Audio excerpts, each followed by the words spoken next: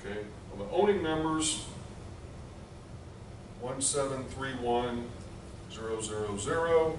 Leasing is 1.3 million. Yeah, right. Okay. Well, if we subtract that from that, we basically get to 431,000. You never said. No, that's where we're going though. Okay. Then we do the same thing for the operating cash flows. We take the 241. So those are like the purchase price. 170 minus 196, and we get the 45,170. Okay, and then the final piece is under owning. We have the 1046,000, but under the leasing we have no reversion, so it's just simply going to be the 146 plus the difference of the 45,170. Okay, does that make sense, everybody? As far as the cash flows. So the owning carry over the 1 million.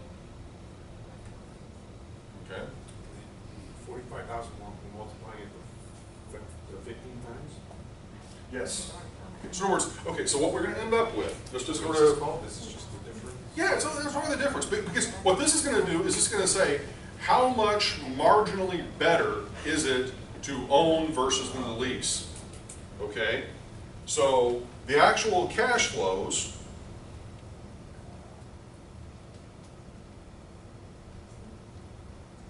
so you're going to start with the 431,000 as a negative cash outflow, the 45,170 as a cash flow occurring 14 times, and then your final cash flow is going to be the 45,170 plus the 1046, and whatever that is going to be your final cash flow, and then you are going to solve for the internal rate of return. All right, so let's see what we get.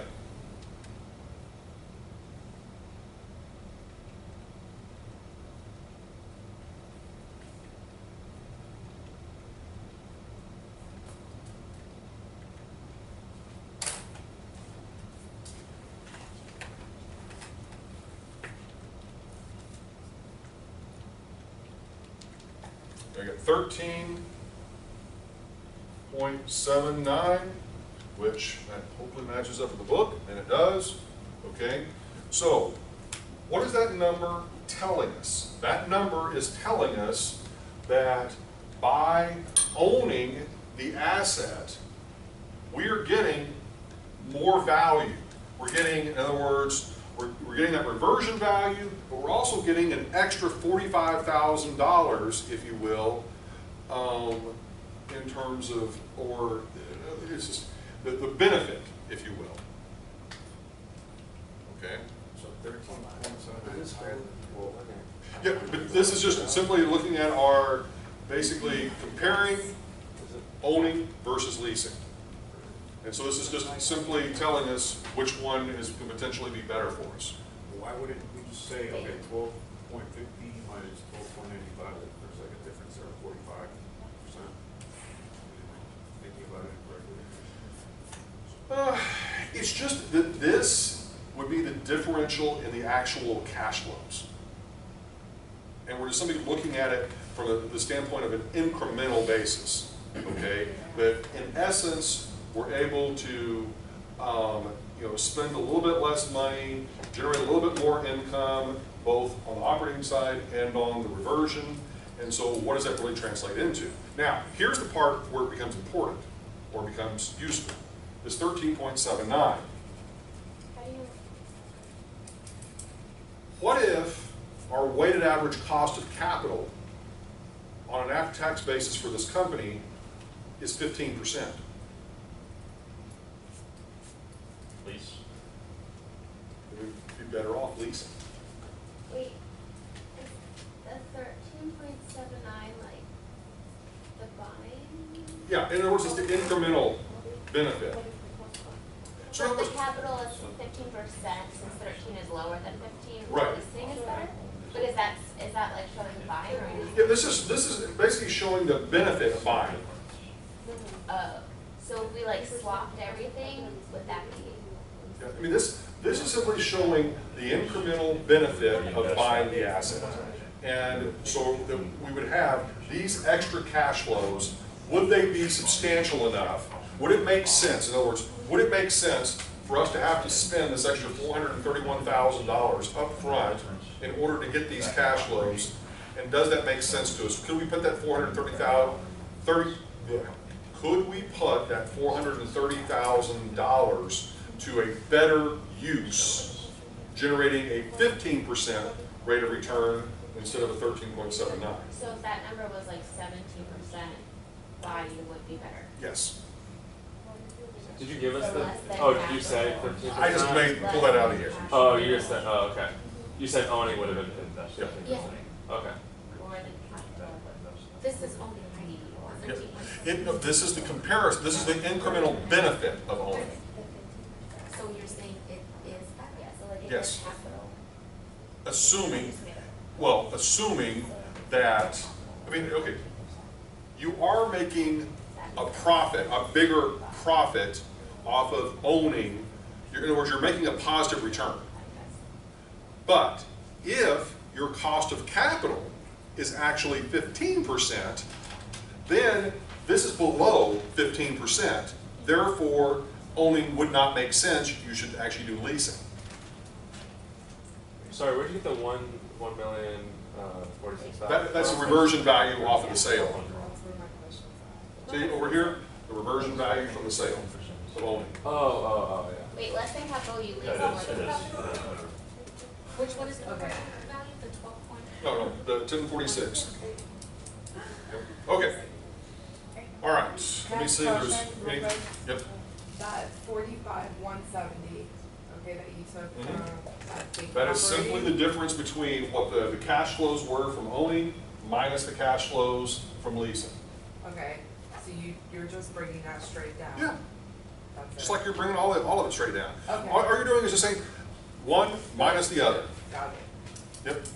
Okay, just to confirm, less than capital, you lease, more than capital, if that number's more than. If your cost of capital Okay. is 15%, Right. you would be better off leasing. So If your that cost number's of less than capital, if your cost of capital were 10%, you'd be better off owning. Because let's make this super simple, okay? All we're really saying here is you have this $431,000 difference that you're having to expend to own the asset instead of lease the asset. So that extra $431,000 needs to be put to a use that is going to generate something greater than your overall cost of capital. If your cost of capital is 15%, then you don't meet that threshold. Therefore, you should lease. Okay? The cost of capital, like you're saying, essentially it was 15%, are you giving us that number, or that's? Yeah, I'd have to give you that number to compare it to. Just Yeah. making sure. Yeah. Okay? All right. Let's see, anything else? I think we have at least 50 questions. I keep track of them. All right. I think. Good. All right. So let's do this. All right. Let's pull up one of the spreadsheets.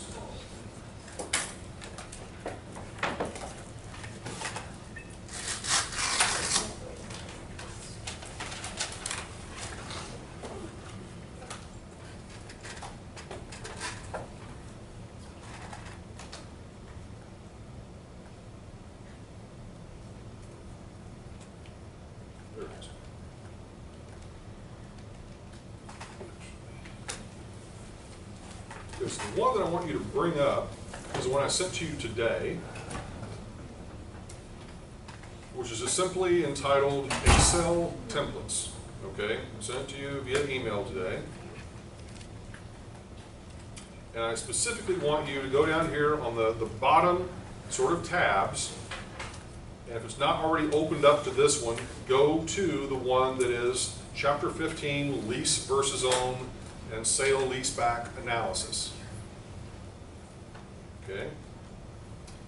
And then I'm going to blow this one up a little bit so that you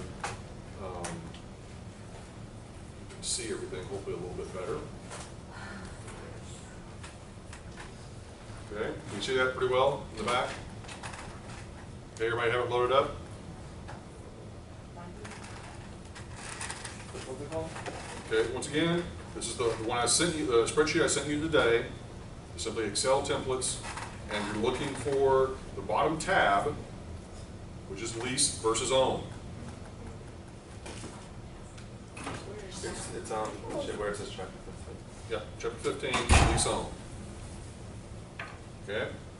Now, what you've got are basically a bunch of inputs up here that are going to populate the whole operating cash flow and do what we just did, but yet in more detail in terms of taking into account all of the data and ultimately give you a return. So let's just sort of pop in some numbers here.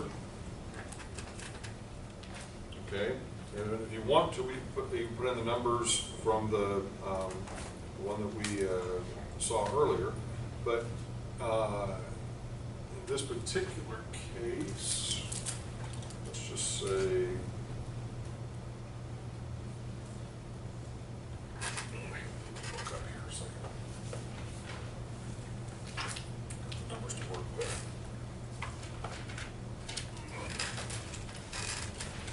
Okay, sales revenue was 1.3 million.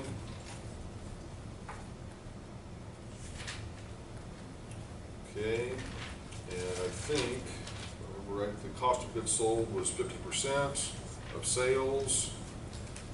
Additional overhead, I think, was like 200,000 given to you. Up front, sort of opening costs.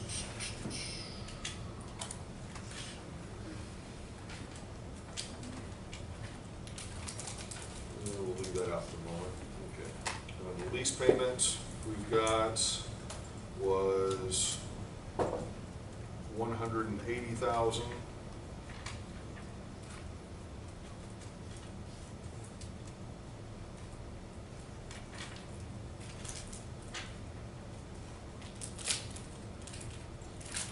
And then the lease term is 15 years. Operating expenses.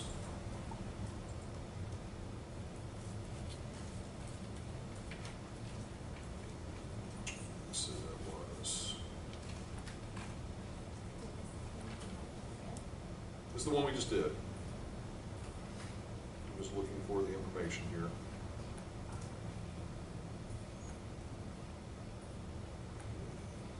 Property value today.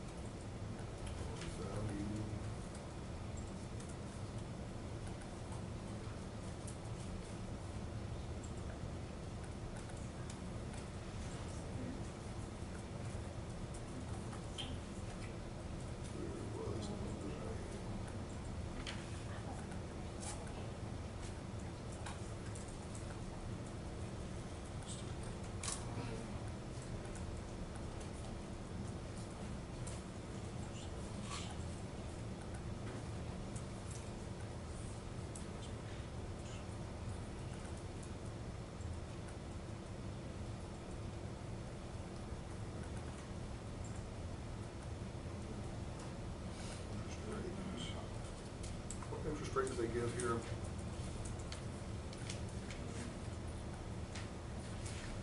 Ten percent.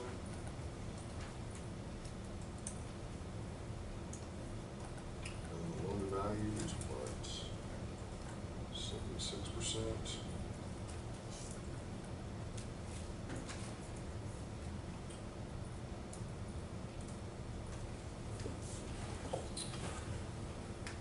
What was the value today?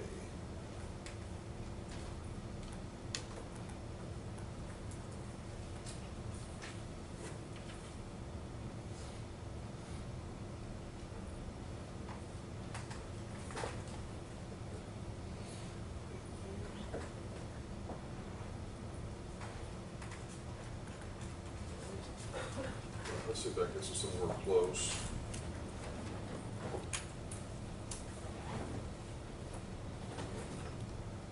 Okay, what were we saying? All right, 241,000 for owning. We're getting close. We're still a little bit off because some of our assumptions are off. But here it's calculated, it's 237,773. And then I've got 196,000 as the after-tax cash flow from leasing. So once again, we've probably got a couple of assumptions off, so let's take a look at what our assumptions are and see where they are off. Once again, you should be able to look at page 409 or 499 and see. So what are we matching on? All right, sales, which should be 1.5 million. My eyesight isn't so great.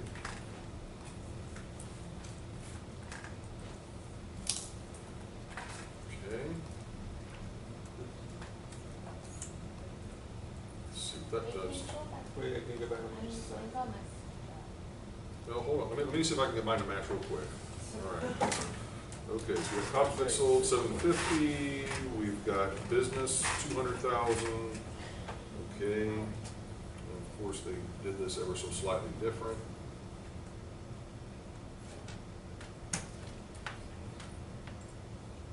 Operating expenses.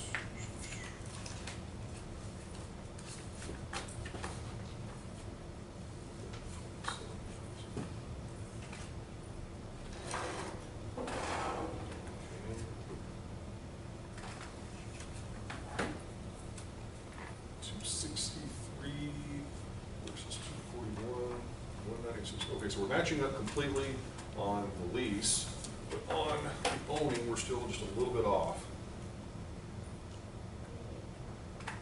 So, it's interest, let's see if that's correct. Nope, our interest is too low.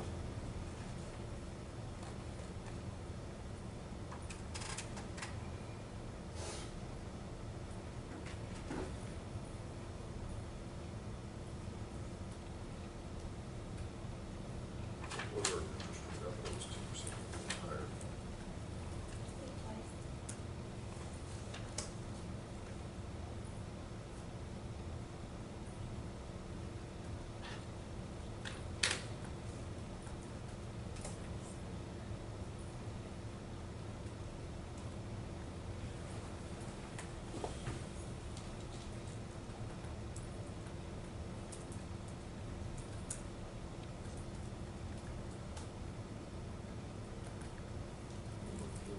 Close.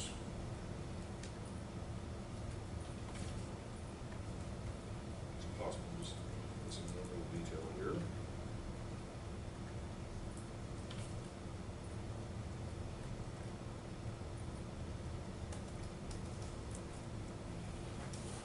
Oh, 10 years, that's why.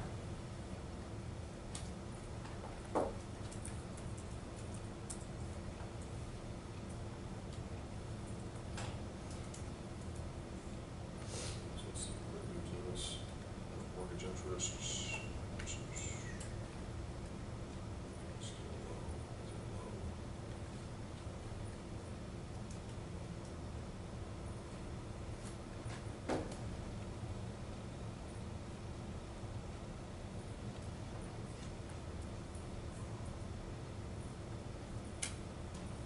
There we go. 241. Yep, okay, now we're matching. All right. Guys, what about Yep, hold on, just make sure we're matching everything else. Okay. A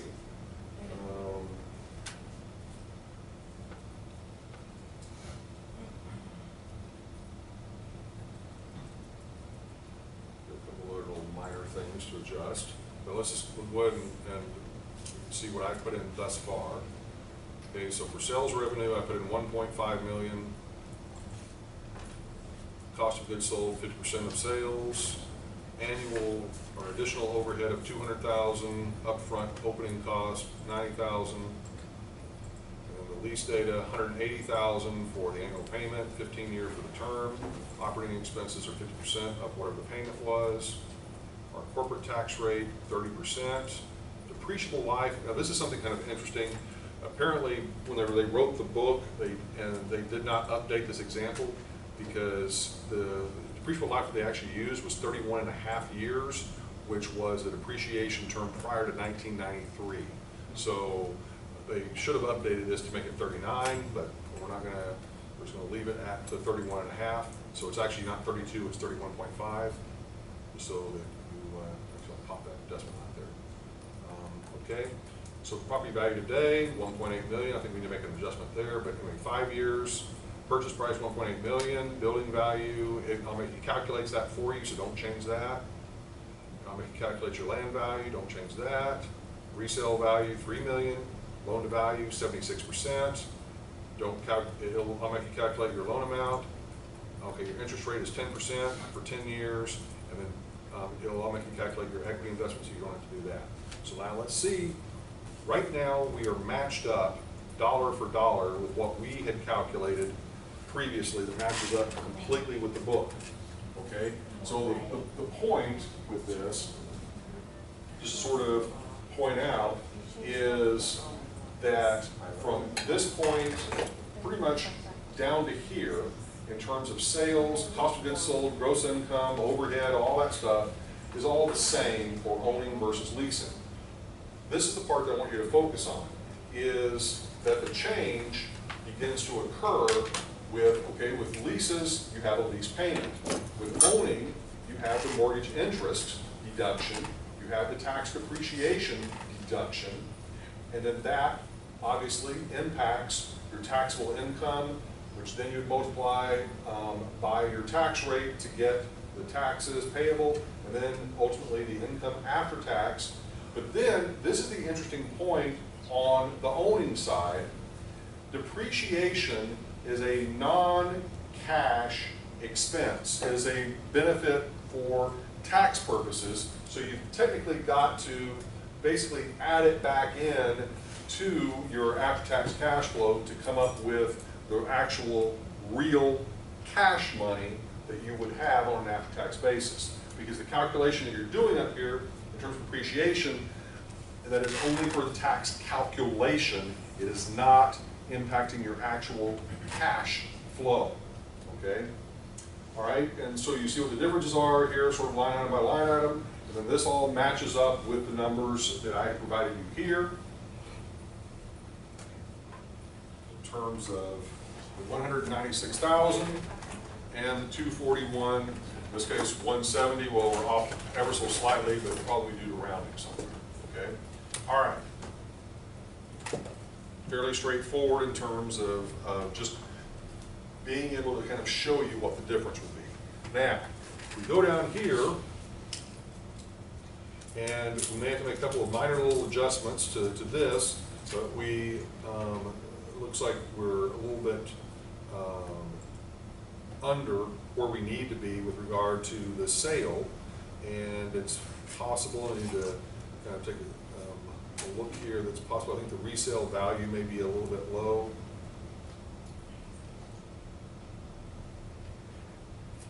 Or some other little adjustment. But in any event, okay, before we won't need to spend really any more time. Your test is not covering this, but I just want to sort of show what it's doing is in essence the same exact approach that we took in class of coming up with what the after-tax cash flows are, doing basically the subtraction of the difference between them in terms of owning versus leasing, and the reversion value over 15 years, and then what the internal rate of return would be, okay?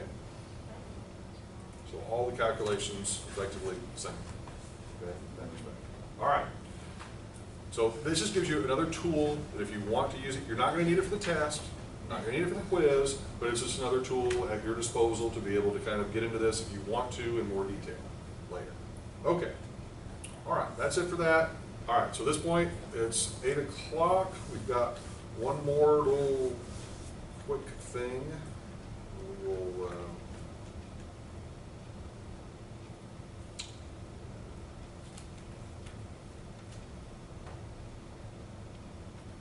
one of the things I would like for you to do before the next time that we meet is go back to this discounted cash flow model that I sent you. I think it's on the 4th of May, I think.